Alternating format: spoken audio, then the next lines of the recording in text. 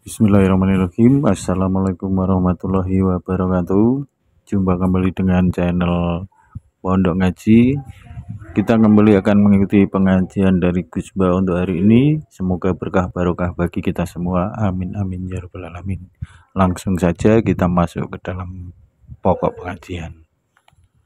Kitab sing spesial cerita tentang hubungan interaksi Kanjeng Nabi kalian para napa sahabat. Jadi judul dasar ini Hayatus Sahabat. Kitab ini 3 jilid.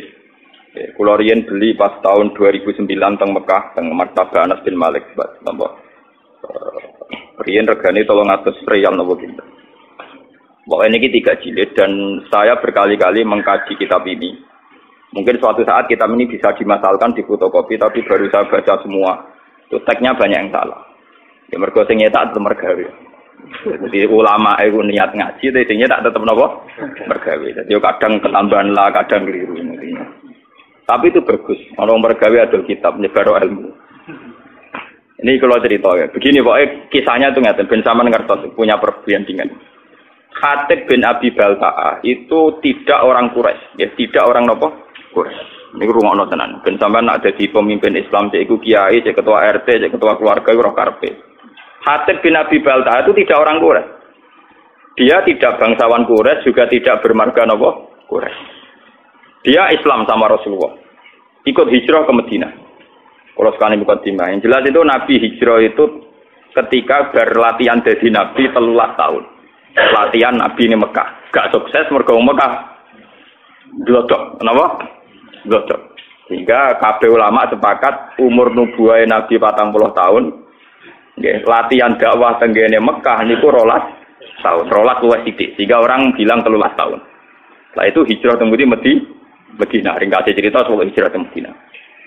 Sebetulnya hijrah ke Madinah itu hijrah yang ketiga karena dulu Nabi pernah latihan hijrah ke Taif nate nang Habasah apa? Nate, tapi hijrah paling sukses teng Madinah. Sehingga semua penanggalan sejarah pokoknya Nabi hijrah ke Madinah. Semuanya nak rugen diterangno detail-detail malah ora paham, malah ruwet terus pokoke bar ke Mekah tidak apa? Madinah. Pokoke sing roh sing gampang-gampang kok. Nah, ketika di Madinah itu di beberapa peristiwa perang, Khatib bin Abi Balta'a itu melok, termasuk daerah perang napa, Badar. Dan ini yang perlu sampean catat. Saya ini seorang Gus anak kiai, putune kiai. Paling repot tuh nak ngadepi masyarakat. Ngeten iki kasusnya ngeten iki. Ben sampean tahu cara Rasulullah menyelesaikan. Khatib bin Abi Balta'a, karena tragedi hijrah itu sebuah tragedi, tentu orang itu tidak sempat mengamankan harta-hartanya. Padahal rata-rata orang yang hijrah itu yang meninggalkan harta dan keluarga. Misalnya bojone orang Islam, anak orang Islam ditinggal. Dunyane cara omah rong dikunci, aset-aset rong dipasrahno kudu cepat-cepat napa hijrah. Karena keadaannya emergensi, tentu cepat-cepat ninggal. Termasuk bawa-bawa nom barang ditinggal. Karena orang Arab ora harus dibojo sitok. Mboten iki nanti ini guyon tapi nanti menjadi ilmiah. Masuk babonan-babonan nom napa ditinggal.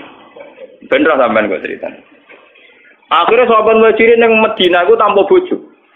Mulane kata cerita sahabat Ansor bojone papa itu kowe karep di milih iku ya tak pegat ngono ida bar rabi kowe. Sehingga bojo pertama sahabat Muhajirin adalah bojo bekasnya sahabat napa? Ansor. Itu semua ahli tarikh sepakat begitu. Karena bojo-bojo yang belum Islam atau apa masih ditinggal di Mekah.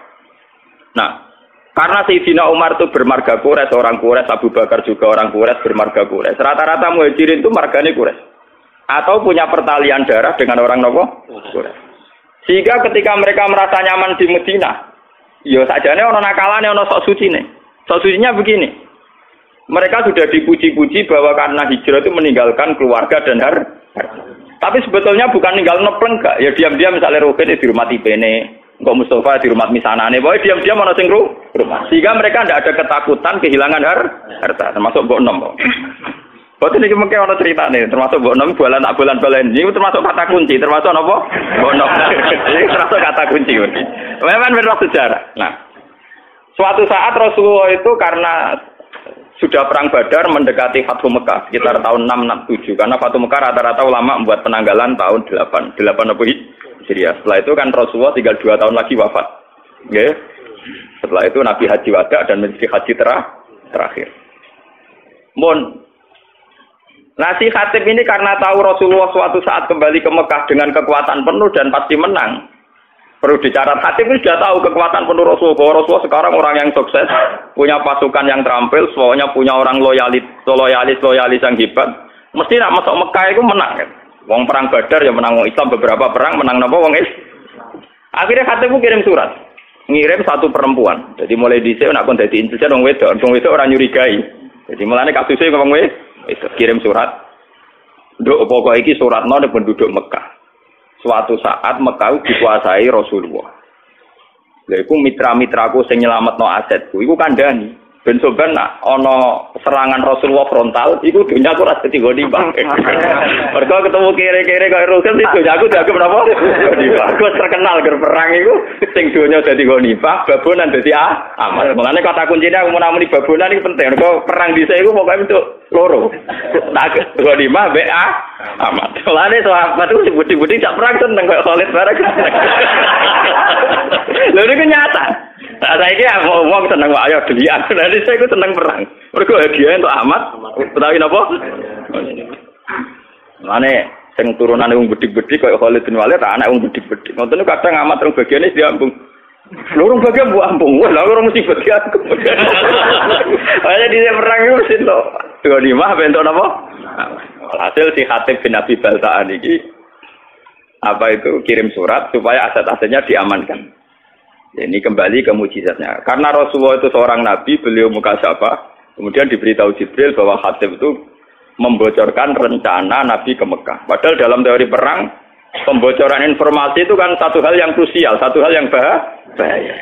Padahal awaluman kalau ini betul, berarti awaluman yang membocorkan ini Khatib bin Abi. Paham ya?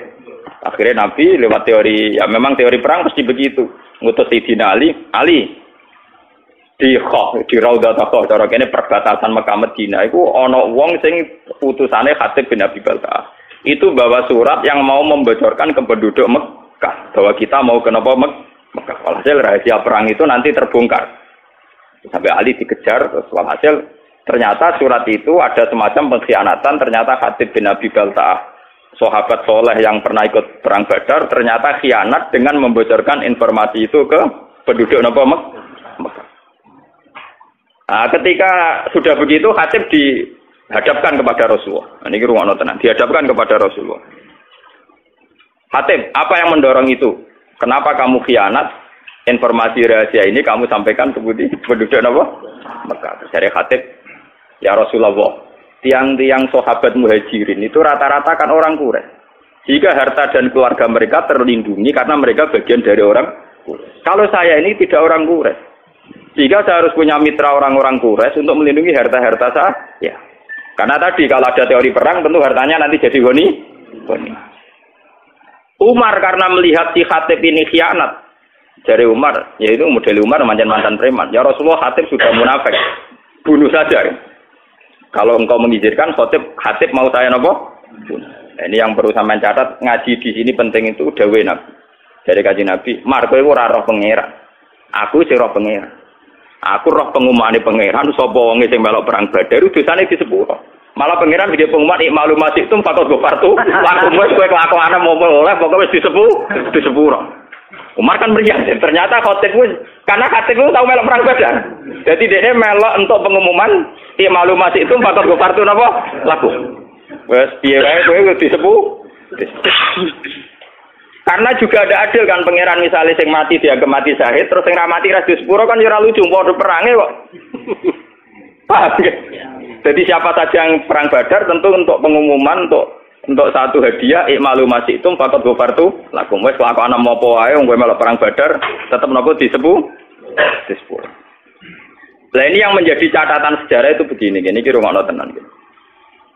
Dalam Fathu Mekah ini mau kembali ke Mbok 6.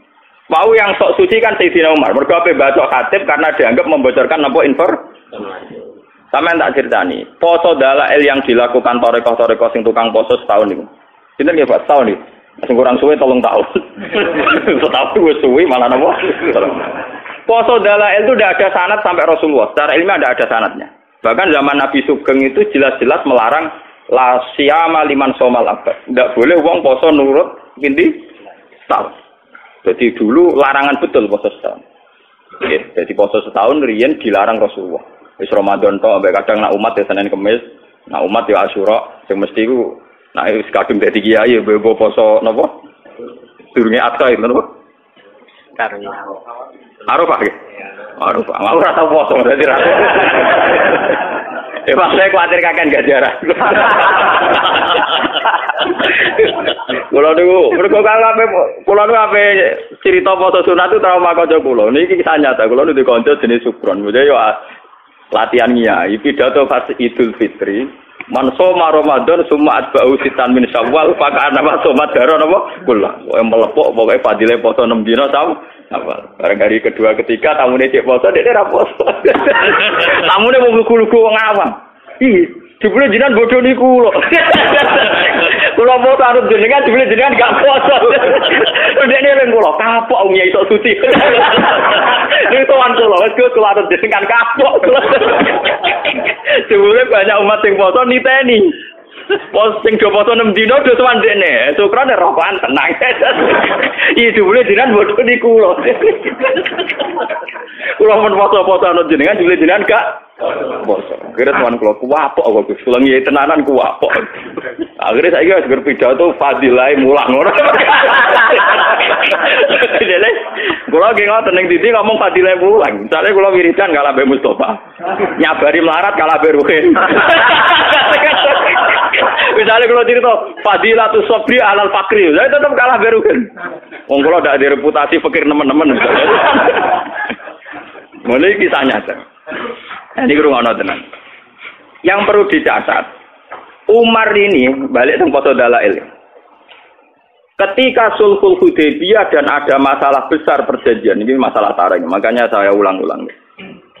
Ketika Sulhul Hudaybiyah antara Rasulullah dan kafir Quraisy, itu ada perjanjian-perjanjian yang merugikan umat Islam. Gini saat itu kata orang-orang kafir, Mas kamu boleh tawaf, tapi tahun depan. Kamu nggak boleh mempengaruhi orang Mekah supaya masuk Islam. Kalau sampai ada masuk Islam harus kamu kembalikan menjadi kafir lagi. Tapi orang Islam yang menjadi kafir, rasa balik nomad menjadi asal usulnya kafir. Kurang ajar maksudnya. Umar marah-marah, ya Rasulullah, bagaimana mungkin perjanjian ini Anda terima sementara semuanya merugikan umat Islam. Itu perbatasan Hudaybiyah. Perbatasan apa? Hudaybiyah. Ini rumah tenan. Muatat Umar, yo sok suci muatat. Mumpun Kanjeng Nabi perang mawon timbang ino, timbang napa? Ino dari Kanjeng Nabi. Ora marung, aku rene niat umroh, padahal niku Nabi niate napa? Umroh. Aku rene niat umroh ora niat perang. Karo dene ora nggo alat perang, Mar. Lah sing lucu, Kanjeng Nabi ya tahu disangsikan sampai belum pernah Sayyidina Umar bantah Kanjeng Nabi dan menyangsikan kenabiannya Kanjeng Nabi kecuali dalam peristiwa Hudaybiyah. Kanjeng Nabi yo duwe seni. Walhasil Kanjeng Nabi itu ketika mendekati Hudaybiyah itu Nabi ketok senyum-senyum seneng. Nabi ya aneh, itu seni. Ketok senyum-senyum. Takoki Mbak Umar ya Mbak Abu Bakar. Ya Rasulullah kenapa engkau kelihatan sumringah seneng? Barusan tadi malam. Laqad unzilat alayya lailah suratun ahabbu ilayya mimma talati samsu. Aku bantuk surat sing informasinya itu sangat menyenangkan. Oh iku luwih seneng timbang donya sak isine kok. Nah, termasuk surat itu latat kulunal masjidal haroma insyaallah aminina muhallikina napa berusakum wa mukos sirin. Gini ku surat Fatah bahwa orang Islam dijamin masuk Masjidil Haram aminina dengan keadaan sentuh. Sahabat itu seneng, wah iki kasil tenan informasi kok Nabi kan gak ngarah salah. Wah kasil tenan iso tawaf iso demek. Ternyata Sulhul Hudaybiyah ada problem. Ning rumah ana gitu Hudaybiyah ada napa? Problem. Umar di kesempatan lu jenengan dhewe sing critakno ayat nak kita bakal latat khuluna Masjidil Haram insyaallah amin. Kok malah kejadian ngeten ra iso mlebu-mlebu Mekah. Kanjeng Nabi cek jawab cek. Ya tapi ayat iku ora muni taun iki, Mar. Tapi ning ayat iku ora ono taun iki, Mar. Ya Pak Umar iku, Umar kotom iku sing ada wong tenan wae. Wes gak terima deh, takut Abu Bakar. Abu Bakar jawabnya ngono. Abu Bakar malah lebih elena cakeme. Ya tapi kan ini Allah Mas. Coba iki cerita, sampeyan ngerti. Bahwa sahabat itu mangsa terus apian terus tenaga problem-problem sosial. Latat khulun nal Masjidil Haram napa? Insyaallah tuh kalau kowe nak ngiyai mesti enak. Ora enak. Ya kan ana jaminan saiki. Betul kan, lah repot. Nak sobede ra barbar kan. Yang mati tenan. Nah, ini walhasil terus Itu Umar saking mangkel di luar kendali sampai keterucut meninggal. Ketika informasi itu di luar dugaan, dia kan nafsirkan kalau aminina ya sekarang gitu, kenapa? Ternyata tidak jadi sekarang. Jawab Umar sampai Nabi ditanya gini di luar kendali. Alas ta Rasulullah, tapi engkau tetap Rasulullah dan masih Rasulullah. Wah, aku kok Nabi kaget sesuatu. Maksudnya biasanya nggak informasi kan cosmeng. Nah kali ini melenceng berarti alas tar. Jangan-jangan kau sudah ada Rasulullah. Umar saking dari Nabi gak emosi, ya aku tetap Rasulullah. Lah semua informasi dari engkau mesti bener, iya mesti bener. Lah tapi kenapa ada jadi masuk Mekah sekarang? Ya mergo ora ono tahun ini karena Nabi jaganya mergo ora ono jaminan tadi. Walhasil Nabi menerima konsep Sulhul Hudaybiyah dan akhirnya Nabi kembali ke Madinah tanpa terjadi umrah. Sampai 2 tahun kemudian baru terjadi napa? Nah itu Sayyidina Umar akhirnya nyari anto poso dalan. Buar ini Madinah ini sewadah. Jebule ngotot bantah Nabi dia ora kangen Ka'bah. Duwe bodoh kowe. Jadi dia ngotot bantah Nabi ora kangen Ka'bah. Munamuni apa tuaku ora ono pikiran tuaku ora ono. Mergo kangen mbok enom sing suwi ra dikumpul. Saiki wis mitu gerbang Mekah lha yo gara-gara kangen mbok enom kok aku bantah Nabi ngantek ngono, paham ya? Terus dia sumpah-sumpah pe poso setahun. Mulane poso setahun niku sanate dalil ila Umar radhiyallahu anhu. Iku ngaparoi ngempet mbok enom. Nganti bantah sinten? Mulane terus dadi mitos nak poso dalil nyebur dosa. Mergo dosa bantah Nabi kelebur, meneh dosa ringan-ringan kemana. Niku ceritane. Sehingga Umar lah awaluman sing mensyariatkan poso napa? Gara-gara mangkel. Gara-gara mbok enom wae dekne bantah Kanjeng Nabi modho ni Ka'bah. Engko sithik-sithik meneh kangen tawaf. Kan ning uteke dhewe ora ono kamus tawaf ora ono. Wah, kamus tawaf mboten nen. Lah niki balik teng Khatib bin Abi Balta. Khatib ini pula juga di mbok enom di keluarga. Paham ya? Nah, mulane kula ini yang kaitan dengan saya dengan para anak-anak kiai. Maksudnya sing waras sing gelem mikir agama. Niku memang kesulitan. Misalnya saya ini hafal Quran, saya ngapalkan hadis. Sampai sekarang saya masih belajar, masih berburu kitab. Masih berburu kitab. Dan saya menikmati belajar agama, nikmati mulan. Tapi kan tidak semua orang Islam yang punya nasib kayak saya. Yang punya nikmat kayak saya. Jika saya tidak bisa, orang Islam kok dorong pokoknya kan berapal Quran, ngalim mesti ditanggung pangeran, tidak bisa. Mereka ada yang dari keluarga yang punya tradisi kerja. Kadang dari keluarga yang logikanya harus PNS. Dari keluarga muslim yang baik tapi logika wong kudu nasibe jelas duwe toko, duwe pekerjaan dan sebagainya dan sebagainya. Ini harus kita maklumi. Harus kita napa? Maklumi. Kalau ndak nanti Islam ajur-ajuran seperti ini. Rasulullah ketika Umar tidak menerima kesalahannya Khatib bin Abi Balta, dia agak munafik. Mergo bocorno informasi. Tapi ketika Khatib menjelaskan ke Rasulullah, gini ya Rasulullah. Orang-orang muhajirin itu tenang saja di Madinah. Karena mereka sadar keluarga dan hartanya diurus kerabat-kerabat mereka. Saya tidak punya apa-apa. Saya harus punya kiat-kiat untuk hartaku. Tapi apa kata Rasulullah? Ternyata Rasulullah, ya kamu ada kepastian dari Allah bahwa Ta'ala innahu qasadakum. Allah benerno alasanku. Digamane ngeten. Saya ini anaknya kiai. Bapak saya kiai, mbah saya kiai. Umpama aku sangka ngalim nganti tuwek nganti matek ra di pekerjaan. Pokoke anggere mulang istiqomah abad asah. Kuwi dianggep prestasi. Temenajan to kere klunak-klunuk mek kukar-kukur ngono dianggep prestasi karena ukuran sukses anak kiai mulang istiqomah. Bayangno misalnya keluarga yang matre atau PNS atau apa. Kan enggak mungkin wong ngono dianggep prestasi. Urip ora jelas. Nah, tentu santri-santri soleh yang dari keluarga ini jangan salahkan nak orientasinya bisnis. Karena ya itu tadi konteksnya beda. Saya biasa debat sama Gus-Gus sampai maki-makian. Ini cerita-cerita ilmiah saja bukan. Lagi lagi. Dengan sinau tenanan perkara ini dihormati dicucuk. Engkau pondok ya jelas mulang jelas. Nak rugen kon sinau tenanan dia ngerti rade pondok. Engkau kitab tak foto-foto takokane bojone iku dadi dhuwit ta ora. Lenda kan konteksnya beda sekali. Tentu dari keluarga yang punya kesadaran, keluarga saya kan gak ngerti kok. Hak kena sinau untuk apa kan enggak? Bapak saya ada pernah tanya gitu, bapak saya juga ada pernah tanya gitu. Malah orang alim takon sana, Pak Neki jarang alim. Nah ini kan ya kasusnya Khatib kayak gitu. Makanya ini ya, kenapa ini saya ajarkan di sini biar apapun kebaikan yang kita sarankan jangan digeneralisir, jangan disamaratakan. Kebaikan tetaplah kebaikan meskipun dengan varian yang berbeda, Wong saya di desa saya itu berkali-kali kalau saya diberi kesempatan mengidahkannya, saya 5 tahun itu pidato sekali, jarang sekali saya mau pidato. Jadi biasanya 5 tahun sekali, 4 tahun sekali, wong-wong do kumpul dengan kula, kepengin kula pidato. Ini kula pidato setengah jam. Kalau nak pidato kayak simpel mawon. Wis wae jenenge anu saya danten senengani pengajian sing saya mboten nggih saya sing turu nggih saya sing tengah-tengah nggih saya. Wong Islam itu gampang. Itu tak critani wali sing turu ni. Soal dadi nek Ihya ono cerita lucu.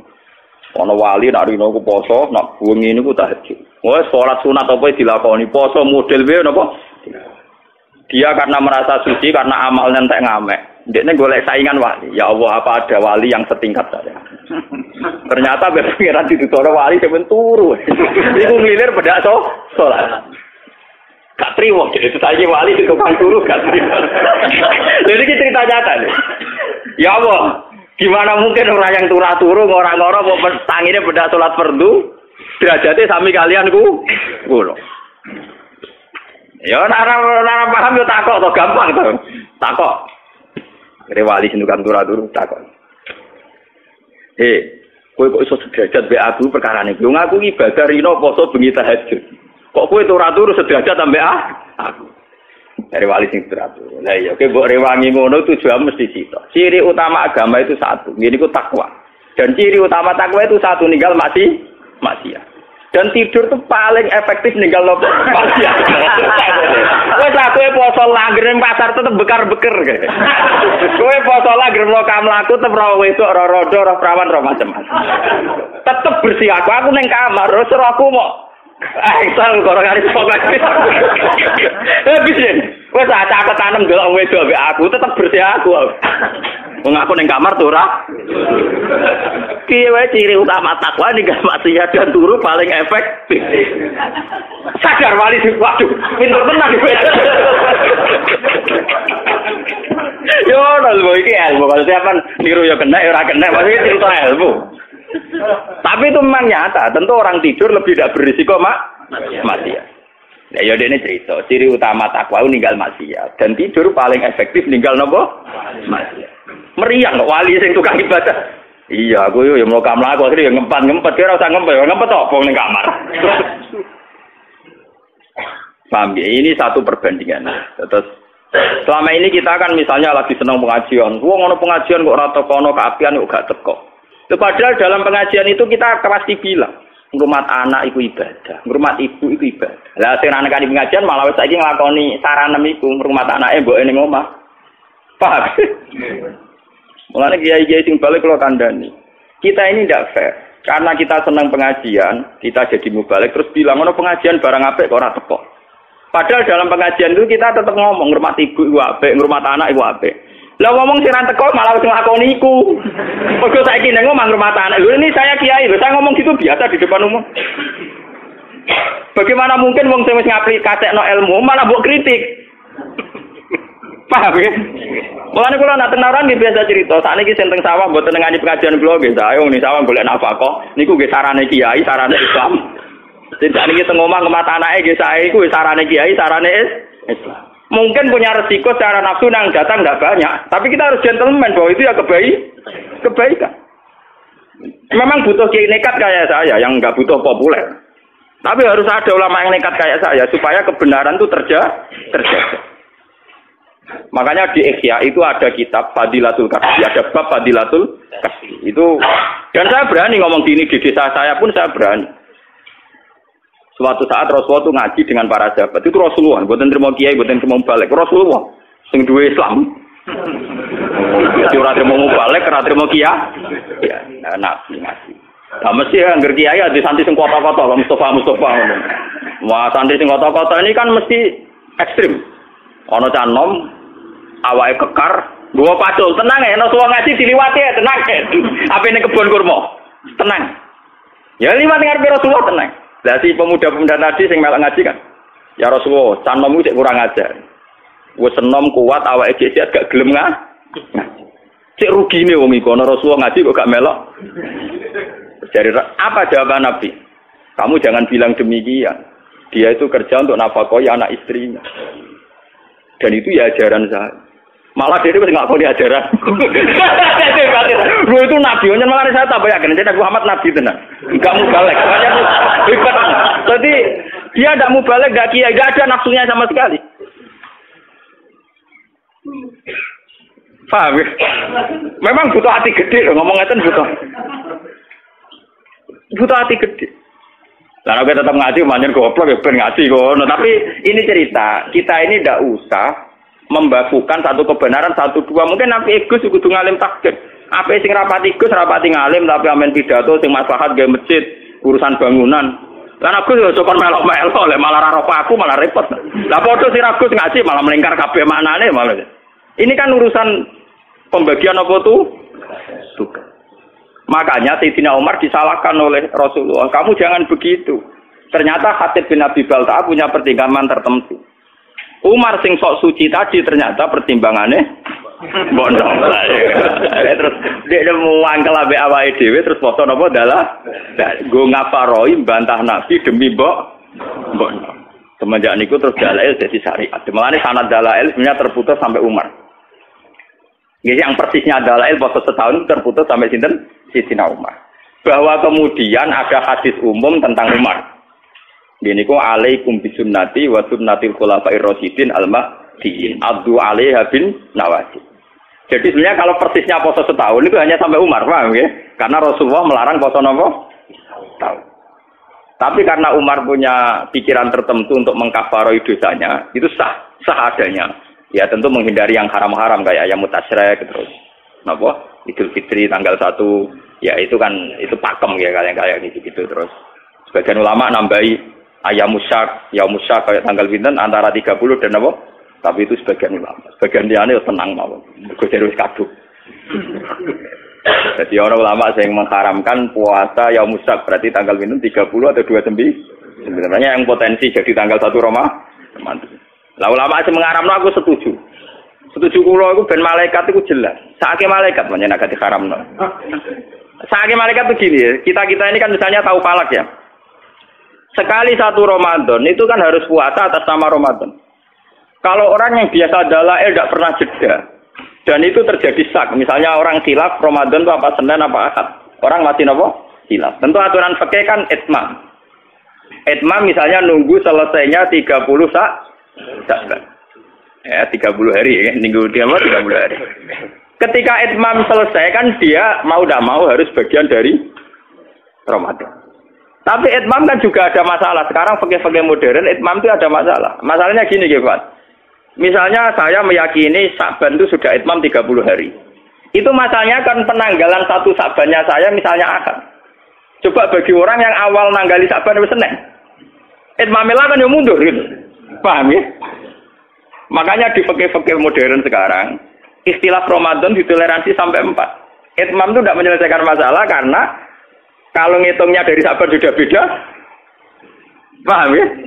Selama ini kalau kiai pidato kan hanya cerita, "Oh, nak bingung yo gampang, pokoknya fakmilu idata Sya'ban salah sina yauman."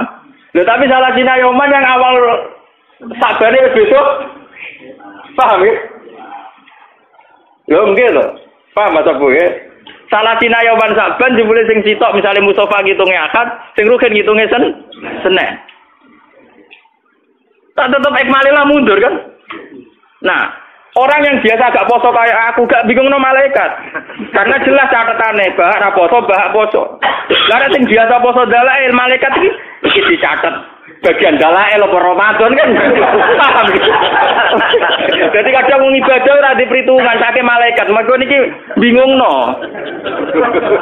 Mulane rata-rata ulama, jumhurul ulama mengharamkan yaumus syak. Aku cocok. Mau ana poso sekarang lu cocok. Mergo ya mergo ora usah poso niku maksudnya. Mergo ora usah napa? Poso. Loh karena memang membingungkan. Nah, sebagian ulama mengatakan ya cerita ilmiah ini masih cerita sahabat. Termasuk zaman sahabat kados Ibnu Abbas, kados sahabat-sahabat sing hati-hati. Ya sahabat riyen wonten sing alim bedhik, kados kula niki kathah. Alim tapi diperhitungan, pokoke seneng sing haram-haram poso seneng. Mergo wis ora poso untuk ganjaran. Mergo ciri utama haram nak ninggal kan ibadah. Jadi sing poso iso ngenyek kuat. Goblok kowe poso. Poso ya musaku haram mbok lakoni. Kowe poso untuk dosa. Wis poso untuk dosa. Aku wis ora poso untuk ganjaran mau ninggal barang haram.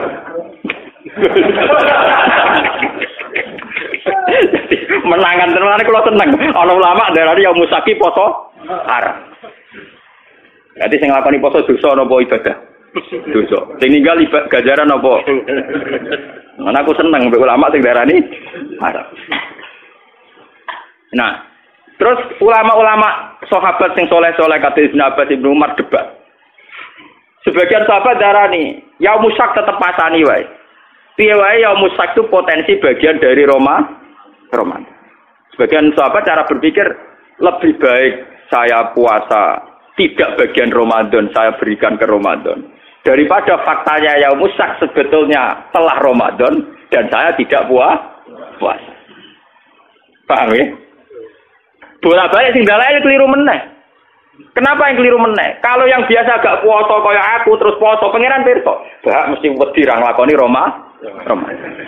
Tapi nek sing biasa dalail, rutinitas apa ora? Kan mergo mlebu ning rutinitas. Potensinya salah lagi. Mulane ana ulama sing nyiasati dalail kon nilangno, kon ninggalno sedurunge rong dina ya mus.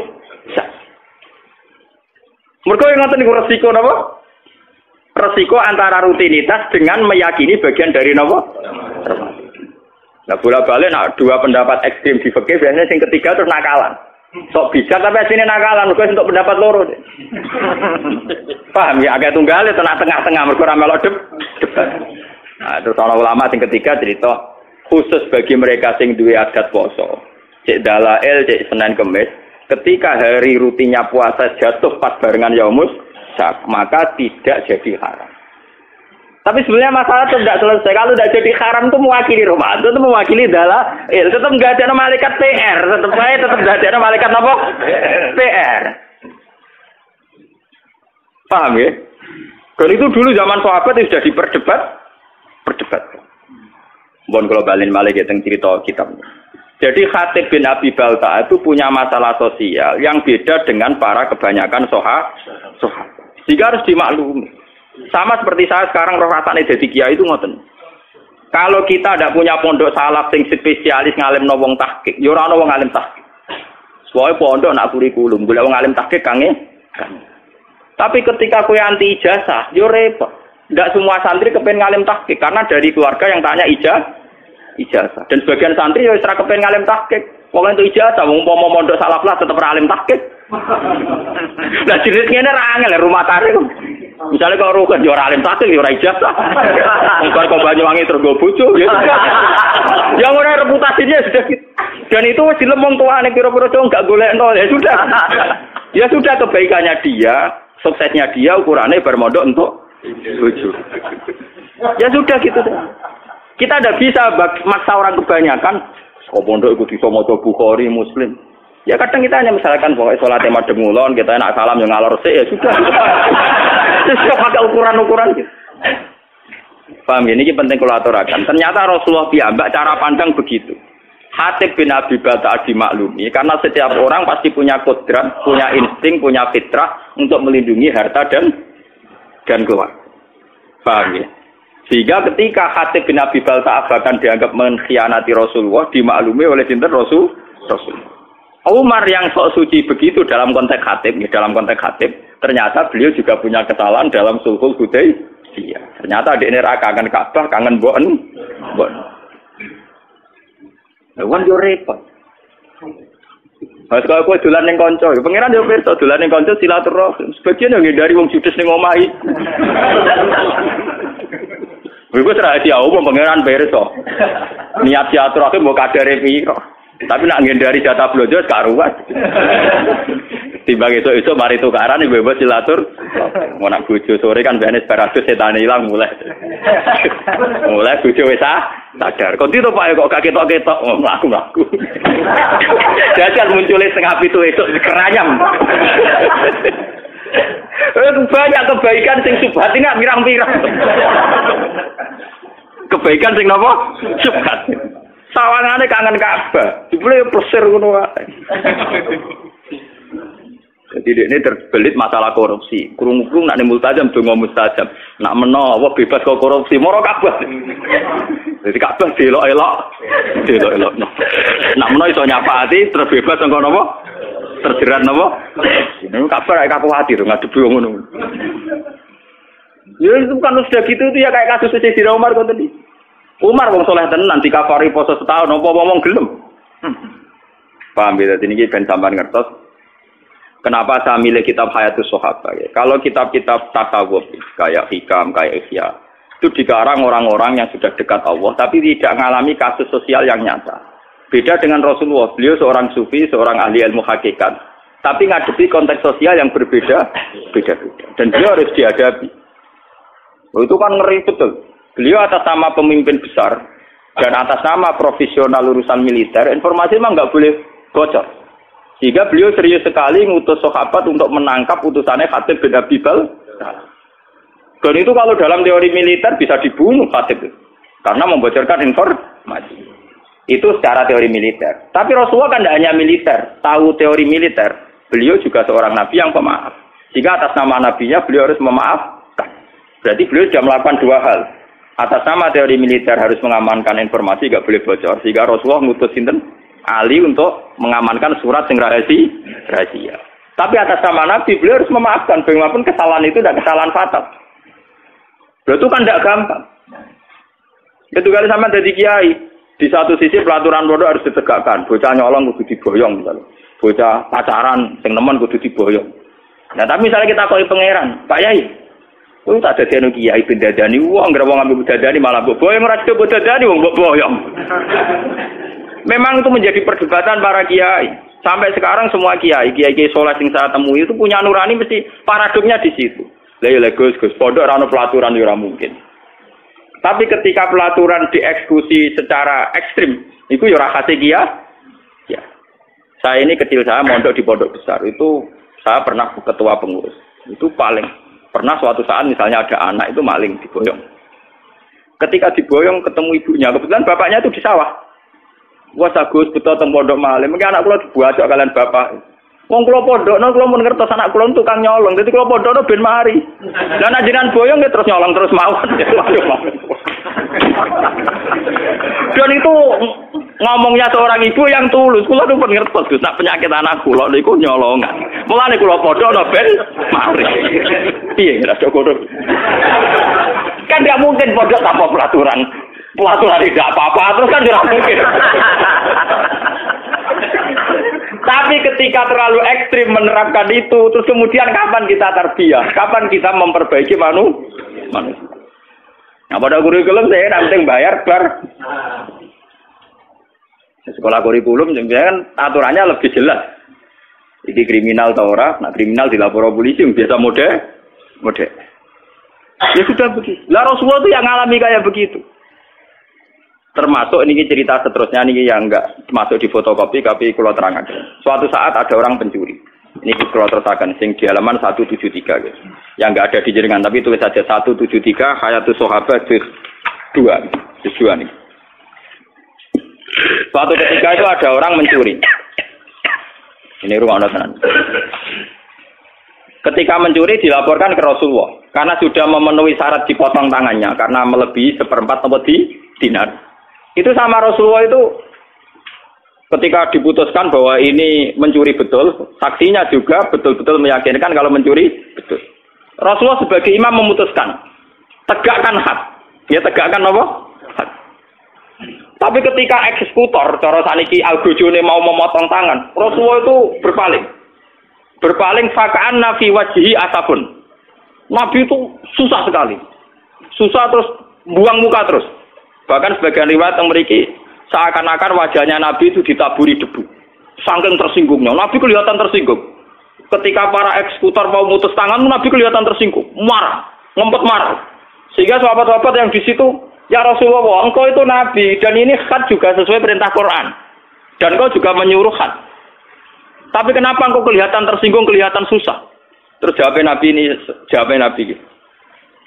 Fakih fala ahzan, fakih fala abki, wa umati tuqa'u baina asurikum. Lho aku ora susah piye iki ku santriku umatku tangane diketok ning ngarepku kae ora ngregani aku. Akhirnya sahabat-sahabat ya gampang to ya Rasulullah, ya ora usah diketok. Sahabat yo nakal-nakal. Ya gampang ya Rasulullah, jenengan sepuro mawon ora usah diketok. Terus jawab Nabi apa? Zakat sultanusu'in iki kula waca ke. Zakat sultanusu'in allazi ya'fu 'anil hudud. Walakin ta'aful hudud bainakum. Lho nak sebuah kriminal sudah dilakukan dan harus dihukum, kudu dihukum. Nak mutusno di sepuro zakat sultanun apa? Itu imam yang jelek satu hukuman kok dibatalkan. Tapi apa kerusan Rasul? Gak, aku sebagai imam tetap diketok. Walakin ta'afu bainakum. Iso ora diketok, tapi hukum dasar ketok kudu diilang isih. Akhirnya wong sing rumangsa dicolong, ya sudah ya Rasulullah, sing kemalingan kan kula. Sudah Rasulullah saya maafkan. Ya ngono jeneng. Itu hebat. Lho coba. Kiai saiki kok dadi nabi meriang tenan. Lho paling enggak kalau kayak saya kan tetap roh kabeh. Maksudnya tak ceritani, dadi nabi ku berat tenan. Jadi nabi memutuskan kon ngetok, tapi ketika eksekutor ngetok nabi kelihatan tersinggung, susah kan. Itu apa sing nakal kan? Gampang to ya Rasulullah. Kan jenengan ngoten ora usah mawon, ora usah diketok. Aduh, iku sultan usuk. Itu imam yang buruk sekali karena ada hal sing wis terbukti salah kok ora ana hukum. Tapi hukuman iku iso mbok batalno. Walakin ta'afu bainakum. Ya asal sing duwe hak nyepu. Sehingga teori hadis ini pula yang mengilhami hukum-hukum fikih seluruh dunia. Kisos wong mateni ruhin, misalnya kudu dipateni. Tapi nak keluargane ruhin nyepuro hukum kisos ndak jadi. Masalah maling ya gitu, kisos juga begitu. Kecuali zina, kowe nyelingkuhi bojone wong. Terus sing lanang rido wong edian. Jadi ora ana hukume edian ora. Dadi iku mergo. Iku ora ana contone. Kecuali cerita-cerita ning kota-kota gede sing edan-edan niku. Wah, lha iku ora ana pembarane mulane kula niku wis ngalim ngene cek kalah mek kanca kula. Gus kula nang ngalim kalah mek jenengan, Gus. Tapi nak guyonan hukum tetep pinter kula. Dene sauri-uripe ngaji mek kula, tapi nak urusan guyonan hukum menang dekne. Pancen ra ngalim kan uteke akeh. Dene nate tangkel kula. Gus, jenengan tak bedheki, nak iso lho Gus. Kaya nak ngalim kula ngakoni kalah, saya nek iso jawab niki. Dosa napa sing Allah ya ora seneng, setan ya ora seneng. Umumnya dosa kan setan seneng kok. Iku setan ora seneng. Apa jadi nyelingkuhi bojone setan. Iku Allah ya ora seneng, setan ya ora apa. Kok ora aja. Dadi dia nek contoh dosa sing Allah ya ora seneng, setan. Wah aneh kan iki. Oh, dosa. Iku nyelingkuhi. Iku Allah ya ora seneng piye wae zina. Setan yo ora seneng ya bojone. Allah karib.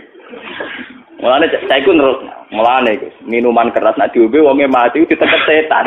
Wong minuman setan diombe. Setane gak trimo. Allah yo ora seneng perkara minuman setan. Setane yo ora seneng. Ngombene dipek. Mulane hukumane berat jane mati ya. Kok Allah yo ora seneng. Kok nak maksiat setan seneng, jane setan nulung. Iki lah yo ora nulung, mergo mangkel minumane dientek. Lah ya, kok ape utekam lah ya Gusti ora ngalim kudu ngembangno ngene iki. Nek jane iku sing nyarano kula, wis Gus ra usah dadi wali papan atas, ora usah dadi wong saleh nemen-nemen, ora enak. Lah ora enak. Engko nek ning swarga bareng Nabi Ibrahim Muhammad ra iso rokokan. Soalnya biasa-biasa wae kok tetap awar kula santai Gus. Jadi semoga jare nak soleh nemen keluargane awar Nabi meriang Gus. Wah sungkan aku dilak-diluk terus kan. Gak enak. Jadi keluargane biasa wae kok nak kangen Nabi sowan. Lah iku carane yo soleh yo nemen-nemen. Kira ngajar, kira. Lah yo dekne wijine rasional urusan ngono. Maca kitabe blobor tapi nak urusan ngono den. Ya muga-muga rezeki mi utek ngono iku. Bang, terus ini memang kenapa ini saya dari rumah niati bahwa kitab ini difotokopi. Memang kita sebagai tokoh agama repot ngadepi fakta-fakta sosial sing macem. Tapi apapun itu sikapilah meneladani Rasulullah Shallallahu Alaihi Wasallam dengan mengkaji kitab-kitab kayak ini. Sampai anda harus gimana sudah ini kitab dikarang oleh ulama hadis sahabat itu terkenal. Saya di Mekah umrah itu 8 hari tiap malam itu ngaji hadis sahabat. Cari sesa yang sedang ngajar hadis sahabat. Jadi saya umrah 9 hari itu kalau malam belajar Bukhari dengan hadis sahabat. Ya saya emang niatnya sinau. Kalau wiridan ya ora kuat. Jadi yang berkonco-konco enggak umrah lagi, Kak, bisa naik cukup, Mas. Sinau aja. Karena pikiran saya sederhana, saya ini ulama, ora usah kon umrah bolak-balik. Wah ulama ya kena kitab Iqra bismillah. Ora ono ning Quran dimulai tuh bil bedi ora ono. Pertama yang kon maca. Nabi Adam pertama digawe wa alama adamal asma. Berarti semuanya itu dimulai dari unsur ilmiah. Ora ono cerita liyane ilmiah. Lah iki ulama, dadi sebenarnya sinau. Lala kesampean. Kabar-kabarnya kalau di depan Ka'bah itu orang tidak boleh bawa kitab karena Wahabi itu ekstrem. Selain yang baca Quran biasanya nopo di juhura kalian naskar-naskar. Nah, kalau ya goblok. Kalau kitab kayak Bukhari itu kan standar dunia, orang Wahabi juga mati. Jadi kalau saya jam 2 itu belajar Bukhari sampai subuh. Ya hanya gitu kan sepi. Ya karena belajar wong alim itu wadah kan gak boleh rujuk, gak boleh makno. Orang yang belajar Mustafa ya boleh kamus. Mujid gak kena kamus terjemahan. Ya repot-repot. Malah kabeh sing bingung piye riwayat. Jadi kalau malam itu belajar jam 2 sampai subuh. Biasanya santri-santri sarang yang di sana ikut ngaji.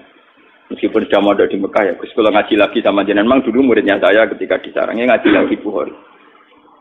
Sehingga saya pas di Multazam itu hanya berdoa, ya Allah, saya ingin mewarisi Rasul Engkau yang Engkau titahkan, Rabbana wab'ats fihim rasulam minhum yatlu 'alaihim ayatika wa yu'allimuhumul kitab wal hikmata wa yuzakkihim.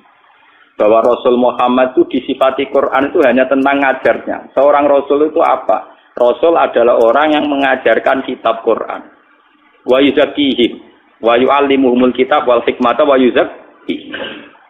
Sehingga seorang ulama kalau warasatul anbiya ciri utamanya itu hanya ngajar bahwa kemudian wajib haji nak ditetir wajib ini kok nggih ya kaya kula mari kadang wah ya repot kalau nu cara melarat malah enak mikir kaji kadang ditetir mampu napa nek rugen kula takok wah kula ora kepikiran blas wis ora wajib oh sekali pikir gowo-gowo tapi memang ya kalau ulama itu watak dasar yang wajib enggak bisa dihindari itu mulang. Karena ketika Nabi Ibrahim itu ingin punya anak cucu yang jadi rasul, itu berdoanya Rabbana wab'ats fihim rasulam minhum yatlu 'alaihim ayatik. Harus ada alaihim. Setelah dia alim Quran harus dibacakan ke orang banyak. Kayak saya ini dibacakan ke orang banyak. Yatlu 'alaihim. Jika hubungannya ulama dengan umat usahakan hanya hubungan ngajar. Dan itu saya praktekkan. Saya di Bojonegoro habis ngajar ya pulang. Di sini habis ngajar pulang. Jarang saya nimmat tamu. Sekali ulama di luar mulang hubungan dengan masyarakat setengah dukun. Sing marat njundungano jembar rezekine sing buka toko ya ben penglaris. Paham ya sing dudo-dudo ya kepenang payura. Itu ndak harus ulama sekali bersaya sing nangani ngono-ngono iku, Pak. Selain aku ya ora duwe donga-donga sing iki buka toko, iki buka pom, iki ora duwe ngono. Wah, nek sing kiai-kiai ngoten wae ono ae dongane. Buka toko ben laris. Istiwa si bebas wae akad legi apa kok suwe wae ono cara-carane opo piye mungkin dia ra toko kok carane ana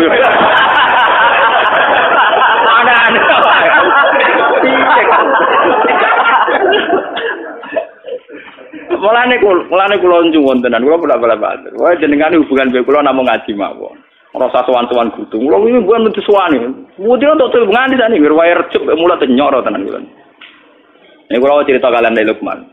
Di Rembang itu ada pondok besar kawasan santri. Niku teng kawasan Sedan. Niku keputusan niku haflah akhir sana niku ngundang kula. Ngundang kula kan pidato itu hasanah itu. Kalian seorang kiai.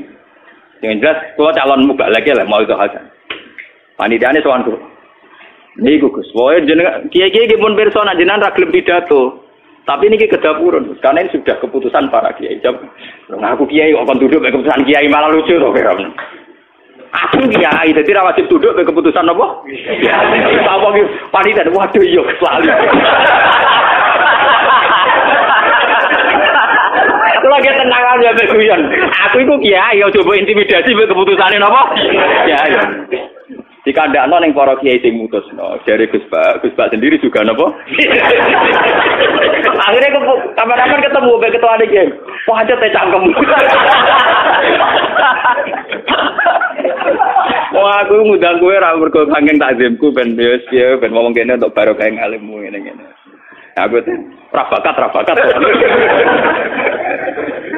Nah sebetulnya itu ya baik teman nak sing pun bakat pidato nggih monggo nak rezekine kok menapa.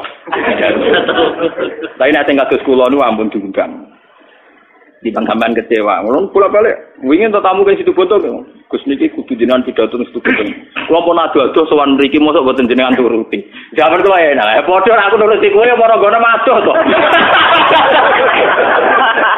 Kowe aneh-aneh. Adom kon ngergani aku dari situ bodo Rembang wadol. Lah aku nuruti kowe ya adom ora ning ngono. Lah nek mentolo ngel-ngelo kiai emang. Mboten Gus mboten. Nyuwun barokah mawon.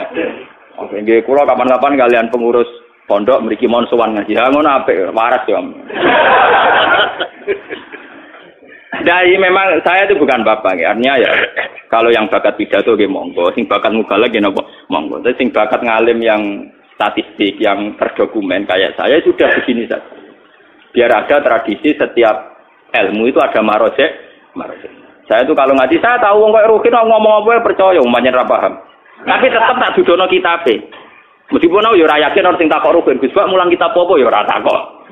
Tapi secara akademik, standar akademik sebuah ilmiah harus ada rujuk. Dan rujukan harus diketahui kitabnya apa, halamannya berapa. Jadi sama enaknya.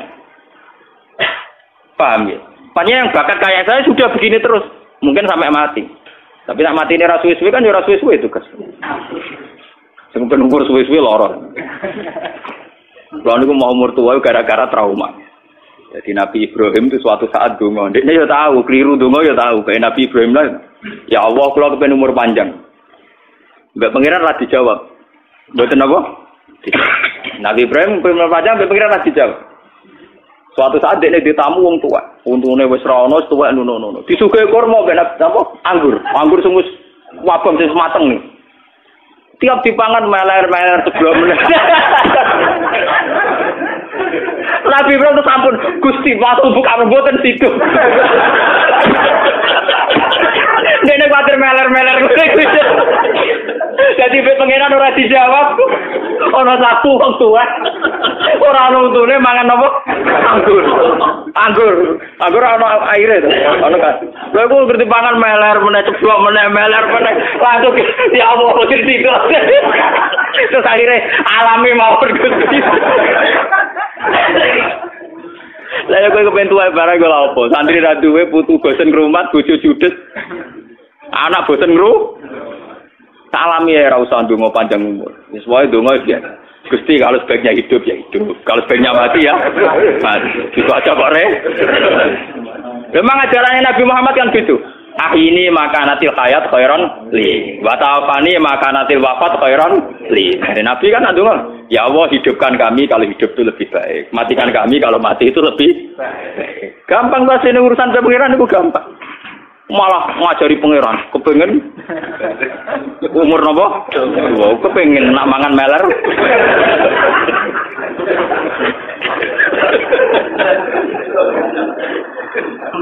Paham gitu, terus ini tengah-tengah gitu. Makanya sebetulnya kayak ekstremis-ekstremis yang memaksa hukum Islam diterapkan secara ekstrim.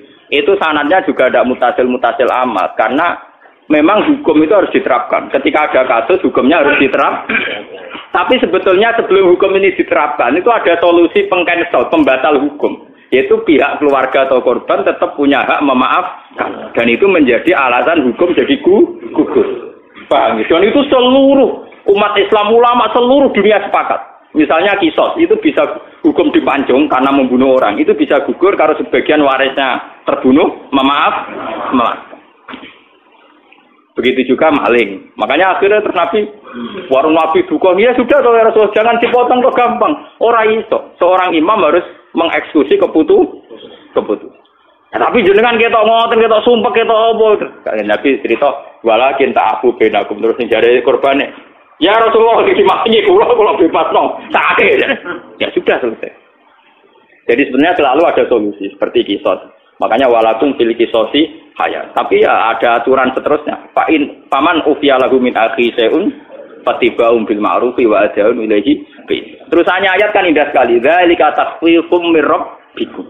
Aturan ini menjadi ringan karena menjadi fleksibel. Menjadi apa? Fleksibel.